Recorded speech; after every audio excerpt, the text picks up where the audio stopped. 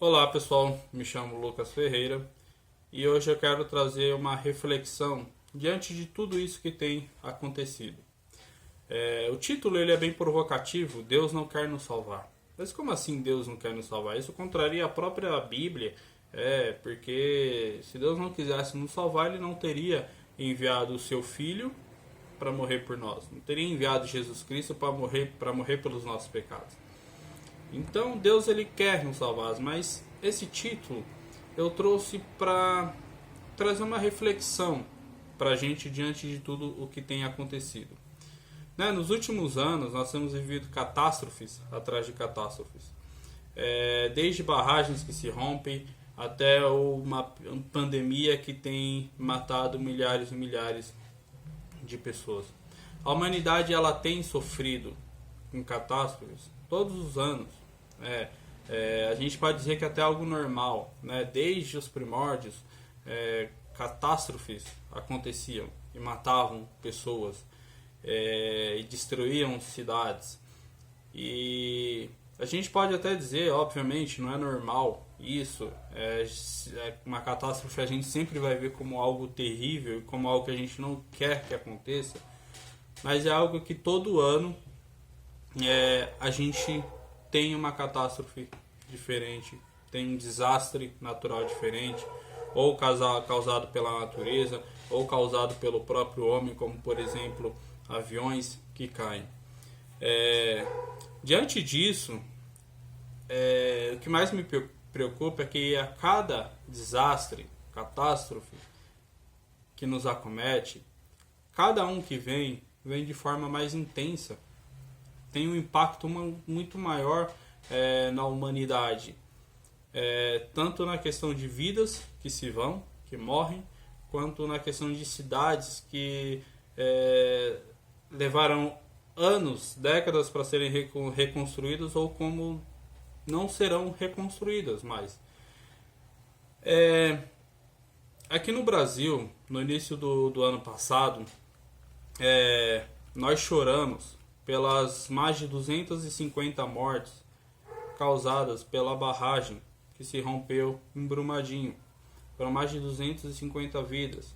Hoje, julho de 2020, a gente tem chorado pelas mais de 50 mil vidas que se foram por conta de uma pandemia que se instalou tanto no nosso país como pelo mundo. 50 mil só aqui no Brasil, mas se a gente for levar a termos mundiais, deve estar passando de 300 mil. E o que tem me preocupado é o seguinte: diante da onisciência, onipresença e onipotência de Deus, Deus ele não tem nos poupado dessas catástrofes. Deus ele não tem nos poupado dos desastres. E a cada um que vem é pior, o impacto é maior na humanidade. E eu preciso reiterar que Deus, ele na sua onisciência, Deus ele já sabia o que estava por vir em 2020. Deus ele já sabia o que nós enfrentaríamos em 2020. Deus, lá em 2019, antes, milhares e milhares de anos antes de 2019, Deus já sabia que a barragem de Brumadinho iria se romper. Só que mesmo Deus sabendo de tudo isso antecipadamente, porque Deus ele está no passado, ele está no presente, Deus ele já está no futuro. Deus ele transcende o nosso mundo material que nós conhecemos. Deus ele transcende a nossa limitação material. Deus ele já está no futuro. Então Deus ele já sabe o que está reservado no futuro. E Deus, na sua onisciência, sabendo o que já ia acontecer antes mesmo de acontecer, e na sua onipotência, podendo evitar o que estava para acontecer, Deus ele não quis nos salvar. Mesmo Deus sabendo de tudo que ia acontecer, Deus ele não quis. Deus, com seu poder ilimitado, podendo nos livrar, podendo livrar aquelas mais de 250 pessoas de Brumadinho, podendo livrar as mais de 50 mil pessoas aqui no Brasil que morreram, Mesmo Deus podendo nos livrar na sua onipotência, Deus ele não quis nos livrar. E aí, só para poder trazer uma comprovação disso que eu estou falando, quando a gente vai, por exemplo, em Salmo 147, versículo 5, diz o seguinte: grande é o nosso soberano e tremendo é o seu poder. É impossível medir o seu entendimento. Em Gênesis 18, do 11 ao 13, vai dizer: Abraão e Sara já eram velhos, de idade bem avançada, e Sara já tinha passado da idade de ter filhos. Por isso riu consigo mesma quando pensou: depois de já estar velha e meu senhor já idoso, ainda terei esse prazer? Mas o Senhor disse a Abraão: por que Sara riu e disse: poderei realmente dar à luz, agora que sou idosa? Então, perceba que Deus, na sua onisciência, soube o que Sara falou no seu íntimo. No seu íntimo, Sara estava escutando, né? Deus vai visitar Sara e Abraão e vai lhes dar a promessa de um filho. Só que Sara, escutando ali atrás da porta, riu com ela mesma, e Deus soube o que ela falou. Então, assim, a onisciência de Deus, ele sabe o que nós estamos falando, Deus sabe o que nós estamos pensando. E Deus, ele também é onipotente, né? Nada é impossível para Deus. Então, se a gente for usar a mesma passagem anterior, se a gente for continuar pelo versículo 14, nós veremos que Deus questiona a Abraão: existe alguma coisa impossível para o Senhor? Deus está perguntando para o próprio Abraão: existe algo impossível para o Senhor? Existe algo impossível para Deus? Em Lucas 1,37 vai dizer: pois nada é impossível para Deus. E o que não falta são passagens bíblicas que comprovam a onisciência, a onipotência e a onipresença de Deus. Deus, ele tem poder suficiente para acabar com essa pandemia quando quiser. Mas Deus, ele está preferindo que nós passemos por isso. Deus, ele está preferindo deixar que pessoas morram do que salvar essas vidas. E Deus, ele é o dono da vida, e Deus, ele dá e tira quando ele bem entender. Eu não sei dizer se essa doença que se manifestou pelo mundo foi Deus que trouxe. Sinceramente, eu não sei te dizer. Mas Deus, ele usa esses meios para castigar um povo. Deus, ele usa esse meio para castigar a população.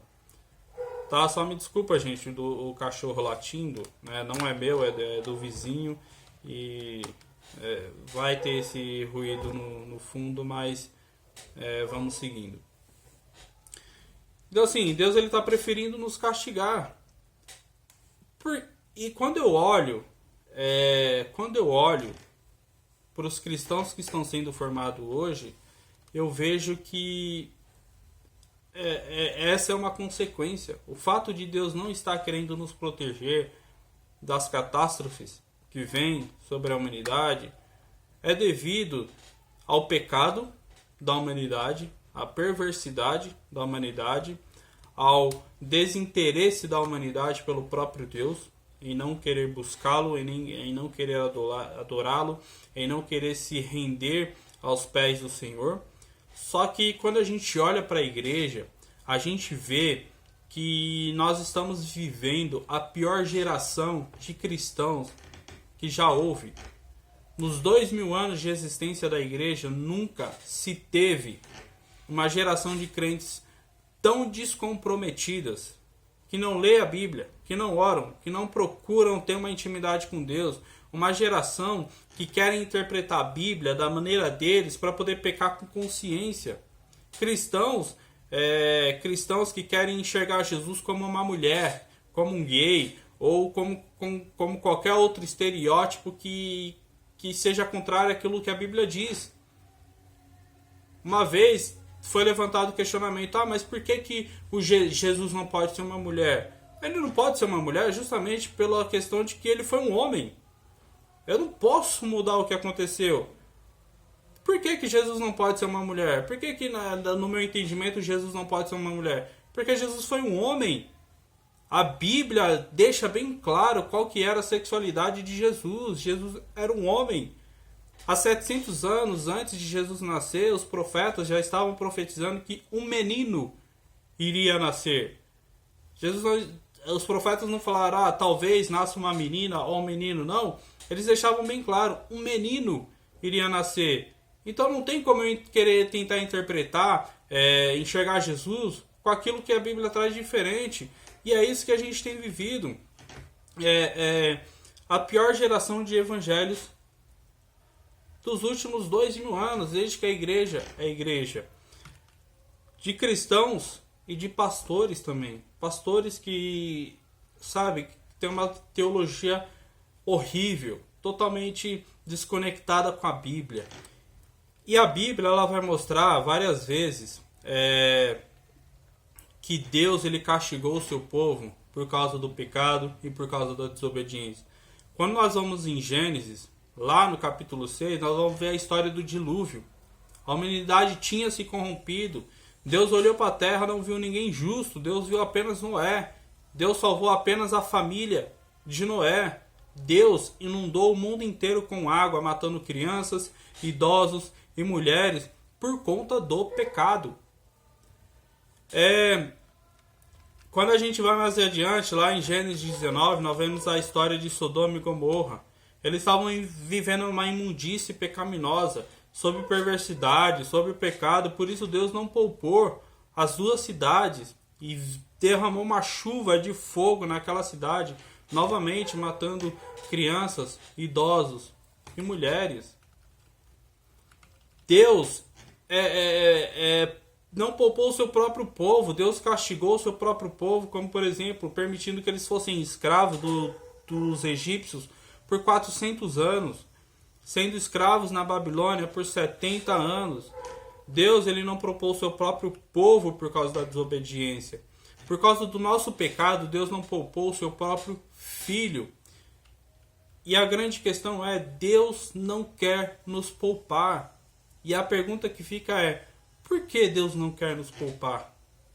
Por que Deus não está nos livrando das catástrofes e cada vez que Deus permite que elas venham sobre nós, sempre vem com impacto maior? Quantas vezes aqui no Brasil nós choramos por vidas que morreram em tragédias? Como não lembrar da Boate Kiss, que pela irresponsabilidade de alguns, 242 jovens morreram em 2013? Como não lembrar de Mariana, uma barragem que se morreu, da Samarco, que se rompeu, matando 19 pessoas em 2015. O ano passado, 2019, nós mal nos recuperamos de Mariana e já choramos novamente pelas mais de 250 pessoas que morreram por causa do rompimento da barragem de Brumadinho. Nosso choro nem cessou e a gente chorou pelos meninos do Flamengo, pelos aqueles 10 meninos que morreram dormindo em um incêndio que teve num quarto totalmente irregular, que não tinha fiscalização, que não teve fiscalização, não eram para eles estarem ali, e eles morreram, 10 jovens de 15, 16, 17 anos. A gente nem terminou o luto por esses meninos e já veio o massacre da Escola Raul Brasil em Suzano, onde 7 pessoas morreram assassinadas por 2 ex-alunos. E nós podemos falar de vários hoje. A gente tem enfrentado uma pandemia, nós temos chorado porque mais de 50 mil pessoas morreram. Semana passada, o ciclone bomba que teve em Santa Catarina, e até então morreram 12 pessoas, segundo o Jornal Nacional de sábado. Então, para finalizar, Deus ele não tem nos poupado. E eu quero deixar a pergunta o seguinte: por que Deus não tem nos poupado? Para você refletir, uma reflexão para você. Por que Deus não tem nos poupado? Mas diante de toda essa tragédia, que nós possamos orar, interceder a Deus, nós possamos nos achegar mais a Deus, porque cada vez mais parece que o cristão tem se afastado de Deus. Parece que cada vez mais os cristãos têm esquecido de Deus. E Deus ele também vai esquecendo da gente. Como no Egito, por 400 anos, Deus esqueceu do seu povo. E eu fecho com a seguinte passagem, que está lá em Salmo 106, versículo 1. Louvai ao Senhor, porque Ele é bom, e suas misericórdias duram para sempre. Deus é bom. Nada do que está acontecendo é culpa de Deus. Deus, Ele é bom, e suas misericórdias duram para sempre. Fiquem com Deus.